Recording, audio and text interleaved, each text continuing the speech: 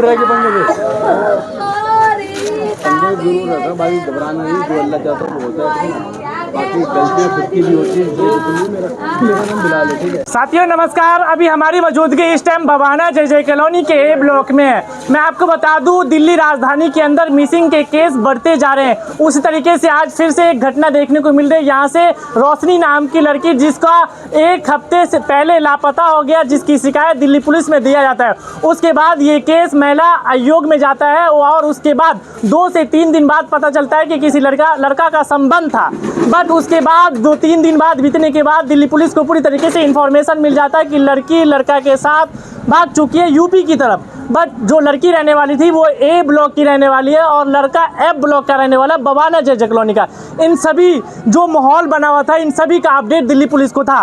But अब मामला ऐसा हुआ कि उस लड़की को उस लड़के के द्वारा या किसी के द्वारा मारकर भवाना इंडस्ट्रिया में फेंक दिया गया, जो कि ग्रुप के माध्यम से उनके परिवार वाले को पता चलता है और पूरी तरीके से हड़कंप मच जाता है। बट आखिर इस सारी घटना को लेकर दिल्ली पुलिस ने अब तक क्या संज्ञान लिया है कि आखिर जो पीड़ित परिवार है उसको किस तरीके से इंसाफ मिलेगा। और ऐसी घटना दिल्ली राजधानी के अंदर बार बार घटती रहती है और कहीं ना कहीं जो लाचार व्यक्ति होते हैं, जो मजबूर व्यक्ति होते हैं, जो पीड़ित व्यक्ति होते हैं, उसको इंसाफ नहीं मिल पाता है। आखिर कहीं ना कहीं दिल्ली राजधानी के अंदर जो ये क्राइम की संख्या बढ़ रही है, ये कहीं ना कहीं दिल्ली पुलिस नाकाम चल रही है, जिसकी वजह से आज फिर से एक घर की जो लड़की थी नाबालिग, उसका किसी व्यक्ति के द्वारा मार दिया जाता है। क्या आपको लगता है एक दूसरे से प्यार करना या किसी के साथ बातचीत करना ये एक तरीके से लोगों का अपराध माना जाता है और 1-2 दिन 4 दिन उसको प्यार से रखता है, उसके बाद उसको मौत के घाट उतार दिया जाता है? यही घटना आज भवाना जय कॉलोनी के अंदर देखने को मिल रहा है। आप हमारे साथ बने रहेंगे, हम परिवार वाले से जुड़ेंगे कि आखिर पूरा मामला क्या है, क्या लड़की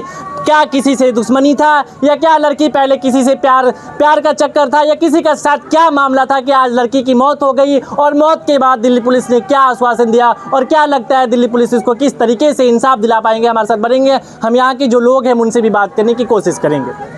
क्या नाम है आपका? अशरफ। क्या वारदात हुई है आपके साथ? सर मेरी सिस्टर गायब है, दोबारा आई थी, महिला आयोग वाले ने उसको लेकर के आया। हमने उसको लड़के को पहले तो हमने उसके लड़के को पकड़ा, उसके जिसके ज़रिए गायब थी। हमने उसको पुलिस के हवाले करने जा रहे थे तो महिला आयोग वाले ने बोला कि हमारी एसीपी सर से बात हो चुकी है, वो आ रहे हैं, आप हमारे ऑफिस लेके आइए। हम उसके ऑफिस लेके गए तो वो बोली आप लोग जाइए, एसीपी सर के मतलब वहाँ से गाड़ी आ रही है, हम इसको यहाँ नहीं जमा करवाएंगे, भोरगढ़ थाने में जमा करवाएंगे लड़के को। ऐसा किसने बोला? महिला आयोग वाले ने, निशा जी ने। निशा जी ने। जी। आपकी सिस्टर कब लापता हुई थी? ये हुई थी सर 13 तारीख को। 13 तारीख को जी। लापता होने के बाद आपने केस किसको दिया? बलराज सर। बलराज सर जी। तो फिर ये महिला आयोग को कैसे गया ये केस? महिला आयोग को सर मतलब कि लापता हुआ। हाँ। उसके बाद मतलब मेरे एक रिश्तेदार है, उसने उसको बुलाई निशा जी को। हम निशा जी को जानते नहीं है, हम लोग मतलब इस बार ये नसीमा जी ने बुलाया था। उसके बाद निशा जी ने बोला, जिसको निशा जी को बुलाया था वो बोली मैं सारा चीज़ हैंडल कर लूँगी, मेरी एसीपी सर से बात हो चुकी है, पुलिस वाले से बात हो चुकी है, कहीं जाने की ज़रूरत नहीं है। उसके बाद जब आपने महिला आयोग को केस दिया तो लड़की मिल गई थी? लड़की मिल गई थी, लड़की मिल गई थी। उसके बाद लड़की को बुलाया गया था वहाँ से यूपी से। हाँ। उसके बाद महिला आयोग वाले ने बात करी कुछ उससे, आया 2-4 घंटा अपने घर आ गया। मैंने बोला कि मैम चौकी में जमा करवा चुके हैं क्योंकि हम लोग ने कंप्लेन लिखवा चुके थे। लड़की को यूपी से बुलाया गया? यूपी से बुलाया गया। तो प्रतापगढ़। अकेली थी लड़की या किसी लड़के के साथ थी? उसके बहन के साथ। लड़के के साथ नहीं थी, एक उसकी बहन के साथ थी, एक 2 लेडीज थी, मतलब एक मेरी बहन थी और एक उसके अलावा एक लेडीज लेके आई थी। यहाँ से भी लेडीज ही लेके गई थी। कौन लेडीज का उसका नाम वगैरह? कंचन हो गया, कंचन देवी। कंचन देवी जी। फिर लास्ट टाइम आपने कब देखा अपने सिस्टर को? मैंने देखा सर ये 16 तारीख को। 16 तारीख को आपने देखा? निशा जी के घर पे, जो निशा जी ने लेके आया था। और अब क्या हुआ आपके सिस्टर को? अब ये हुआ कि सर जैसे निशा जी के घर से वो गई, निशा जी ने उससे पैसा लिए लड़के वाले से कि आप लोग निशा जी को मतलब उन लोगों को उसने ही सारा कांड करवाया, मेरे सिस्टर को भी उसने ही भगाया। पैसे का कैसे पता आपको उसने पैसा लिया? उसका मैं एक मिनट, जैसे कि बलराज सर के पास केस गया, वहाँ मतलब जो बहन उसकी पकड़ी गई, बलराज सर के पास ले गया। बलराज सर ने बोला उसको अपने घर पे ले जाओ, लेडीज़ को हम यहाँ रख नहीं सकते।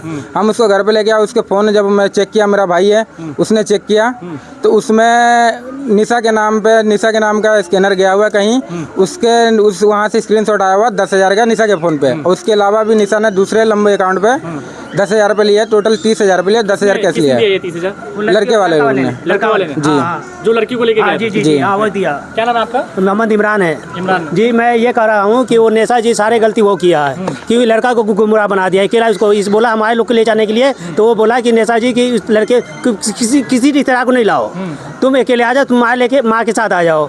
अब माँ को इस दोनों को गुमराह बना दिया। अब घर में से वो लड़की गायब होगी, लड़की कहाँ गायब होगी भाई ये बताओ। नेसा जी सारे कहानी किया, पैसा किस बात का उसने लिया, 70,000 रुपये किस बात से उसका बुला था कि 70,000। पता चला कि जो निशा ने पैसा लिया इसका FIR आपने पुलिस को दिया? पुलिस को मैंने नहीं दिया था सर, वो बोला मैं उसके बाद में दिया था, उसके बाद में मैंने दिया था। वो नेसा जी तो सारी कहा कि मेरे को जरूरत मैं वहाँ रखूंगा DCP के पास, हम लोग कुछ पता था ही नहीं।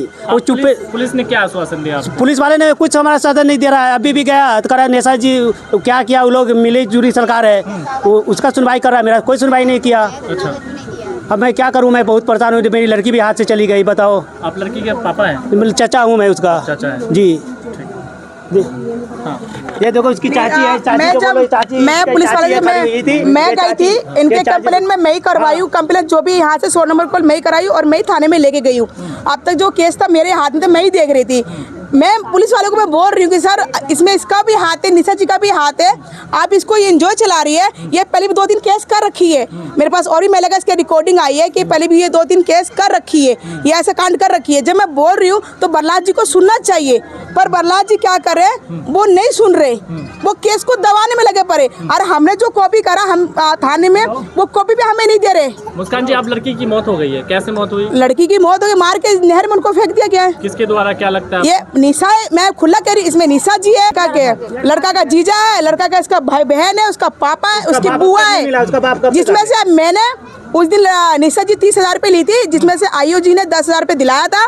वो 10,000 रुपए मैंने आयु जी ने किसको दिलाया पैसा? क्या नाम है लड़का वाला को, हाँ निशा जी से वापसी 10,000 रुपए कि इसको 2 यूपी जाएंगे ये, तो उसको 10,000 मैं निकाल के खुद मैं देने वाली हूँ। 8,000 रुपए 6,000 रुपए लड़का को दिया मैंने निकाल के, उसकी बहन को। कहाँ से दिया निकाल के? यहीं से निकाल के दिया मैंने। किसके कौन से? उसकी कौन सी दिया निकाल के मैंने? निशा जी के कौन से? हाँ नहीं लड़का के कौन से, निशा जी ने उनके में डाला, मैं उनके कौन से निकाल के दी हूँ। अच्छा। मेरे पास सबूत भी है। मैंने निकाल के देने के बाद वो लड़की को हमने इसको भेजा, मैंने भाई इसको तू यूपी बस में बैठाइयो, यूपी बस में बैठाने के बाद वो अपने भाई को लेके आएगी। हमने अपने भाई को लेके आई। अब पुलिस वाला उसको बैठा के एक भी कार्रवाई नहीं कर रही ना, उसको टॉर्चर ही नहीं कर रही है बिल्कुल भी। अरे थोड़ा टॉर्चर कर दे, पता तो लग जाता। लड़का रहने वाला कहाँ का था? यूपी का रहने वाला है वो। कहाँ रहता था? यहाँ पे एफ ब्लॉक में रहता था, किराए पे रहता था, रेंट पे रहता था। बताओ इनको क्या नाम था लड़के का? सत्यम। हाँ लड़की का नाम? लड़की का नाम रोशनी। अब ये सारी वारदात हुई, अब आप लोग की क्या मांगे DCP? देखो मैं DCP से यही मांगे, DCP के सामने मैं हाजिर हुई थी, इन सबको लेकर हाजिर हुई थी। मैं ये कहती सर आपने निशा जी पे कार्रवाई क्यों नहीं करा? जब ये सबूत था 30,000 रुपए का, तो जब ही उसको बंद कर देना चाहिए था, क्यों नहीं बंद करा आपने? आज ये लड़की का लाश मिला है, 4 सेक्टर में मिला है नहर के नीचे, ये गलत है ना? अगर लड़की को आप उसी दिन देख लेते। लाश आज नहीं मिला है, वो बता रही है कि 16 तारीख को मिला, जो भी हो 16 तारीख को मिला। अगर उसी दिन वो अगर कार्रवाई कर लेते, थोड़ा सा भी कर लेते, तो कम से कम लड़की बच तो जाती। किसी ने बहका करके उसको ले गया और उसको मार डाला। सर अब क्या समझ गया, दिल्ली पुलिस किस तरीके से आप लोग को इंसाफ दिला पाएगा? अब दिल्ली पुलिस कुछ सुनवाई नहीं कर रहा था, क्या इंसाफ दिलवाएगा? दिल्ली पुलिस तो समझता है कि हमारा पॉकेट खाली पर है बस। किसके पास केस था?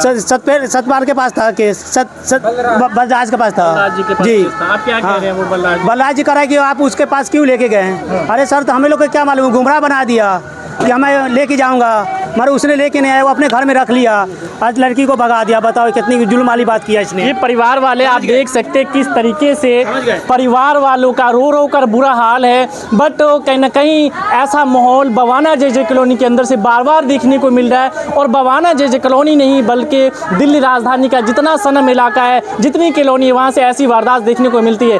बट कहीं ना कहीं दिल्ली पुलिस की नाकामी की वजह से इन सारी घटना को अंजाम दिया जाता है। और 100 कदम की दूरी पे दिल्ली पुलिस रहते हैं, फिर भी ऐसी कदम कहीं ना कहीं उठा लेते बदमाशों के द्वारा। आप देख सकते हैं परिजनों का किस तरीके से पूरा रो कर बुरा हाल है। उनकी मम्मी एकदम बिलक रही है, आंसू छलक रहे, और कहीं ना कहीं प्रशासन से वो गुहार लगा रहे कि हमें कब इंसाफ मिलेगा, हमारी लड़की को अब कौन ला के देगा। इन सभी खबरों पर आपकी क्या राय है जो बताएंगे और वीडियो को शेयर करेंगे। नमस्कार।